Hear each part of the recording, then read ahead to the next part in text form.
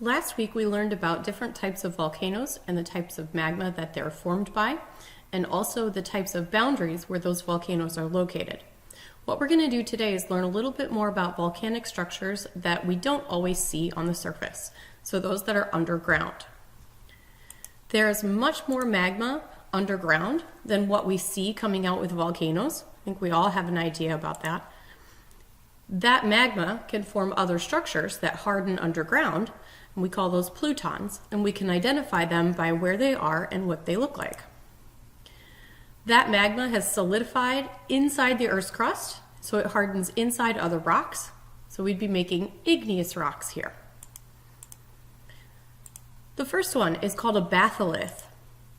A batholith is hardened magma, and it's like a magma chamber that has hardened, and it forms the cores of many mountain ranges. So here in this picture you can see the big magma chamber at the bottom is called the batholith if it hardens. This is the largest type of igneous intrusion. It's called an igneous intrusion because it's an igneous rock and it's intruding or kind of making its way into these other rock layers that were already present.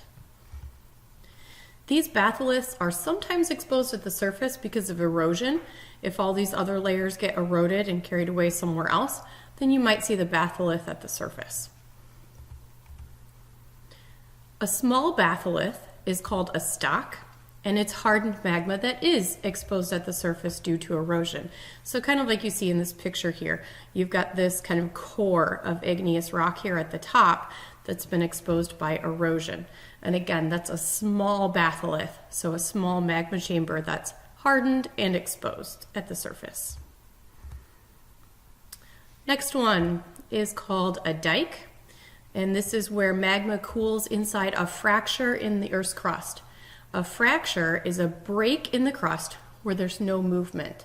A fault is a break with movement. That's what causes earthquakes, and we'll talk about those. But a fracture is a break with no movement. Specifically, these fractures have to cut vertically across layers of rock, so they have to go up and down. So if you look at this picture, there's one right here. It cuts across, almost up and down, through these other layers. So there would have been a little crack in the Earth's crust there, and the magma flowed in and hardened. The next one is called a sill, and it's very similar, except the magma goes into the rock layers horizontally and hardens.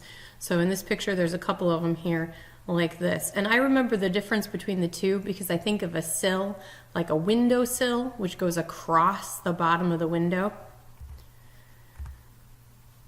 Next one is called a laccolith. A laccolith goes into the layers horizontally, so it starts off like it's going to make a sill, but then if it's made of stiff magma, it's unable to spread very well. And so without being able to spread through the layers, it pushes the land on top of it upwards to form like a dome kind of shape or like a mushroom. So the magma came in, started to spread out like a sill, but it was thick, viscous magma and couldn't spread very far.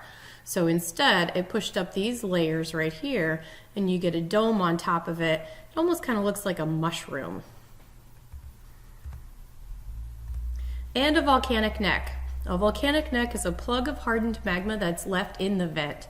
So this would be magma that traveled up through the volcano, almost erupted, but didn't. And instead it hardened inside the volcano, and then the rest of the volcano, the rest of the cone is completely eroded away.